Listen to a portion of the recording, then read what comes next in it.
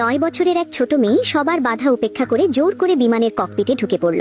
বিমানের অবস্থা তখন ভীষণ খারাপ, তীব্র ঝাঁকুনি, যাত্রীরা আতঙ্কিত। কিন্তু আশ্চর্যের বিষয়, ক্যাপ্টেন তাকে থামালেন না, বরং বিমানবালাকে বললেন অপ্রয়োজনীয় সবাইকে ককপিট থেকে বের করে দিতে, কারণ তিনি বুঝতে পেরেছিলেন মেয়েটি যা করছে সবই ঠিক। আসলে এই ছোট মেয়েটি সাধারণ কেউ নয়। বহু বছর আগে সে ছিল এই শতাব্দীর প্রথম নারী বিমান ডিজাইনার এবং একজন অসাধারণ পাইলট। কিন্তু এক ভয়াবহ দুর্ঘটনার কারণে তার আত্মা কয়েক দশক পরের সময়ে এসে এই ছোট মেয়ের শরীরে জন্ম নিয়েছে। হঠাৎ বিমানটি প্রচন্ডভাবে কাঁপতে শুরু করলো। ককপিটের কাঁচ ভেঙে গেল, প্রবল বাতাসের চাপে সহ পাইলট প্রায় বাইরে টেনে নেওয়া হলো। পুরো বিমানটি ভয়ঙ্করভাবে দুলতে লাগলো।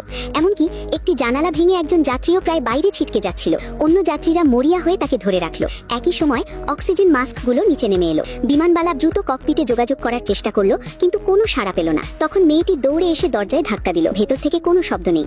সে বুঝলো ক্যাপ্টেন হয়তো অচেতন হয়ে পড়েছেন, তাই জরুরি কোড দিয়ে দরজা খোলার কথা বলল। প্রথমে বিমানবালা দ্বিধায় পড়ে গেল, কারণ এতে নিয়ম ভাঙা হবে। কিন্তু মেয়েটি দৃঢ়ভাবে বলল নিয়ম পরে দেখা যাবে, এখন মানুষের জীবন বাঁচানো জরুরি। অবশেষে জরুরি কোড দেওয়া হলো। দরজা খুলতেই দেখা গেল বিস্ফোরণের ধ্বংসাবশেষ ককপিটে ঢুকে পড়েছে এবং ক্যাপ্টেন গুরুতর আহত।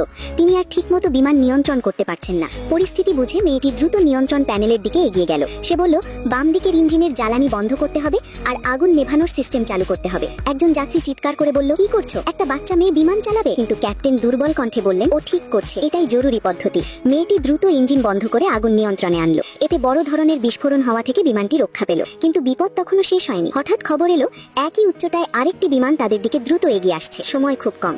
মেয়েটি অটো পাইলট বন্ধ করে ম্যানুয়াল কন্ট্রোল চালু করলো। সবাইকে শক্ত হয়ে বসতে বলল। তারপর সাহস নিয়ে বিমানের দিক পরিবর্তন করলো। কয়েক সেকেন্ডের উত্তেজনাপূর্ণ মুহূর্তের পর দুই বিমান অল্পের জন্য একে অপরকে এড়িয়ে গেল। ধীরে ধীরে বিমানটি স্থিতিশীল হতে শুরু করলো।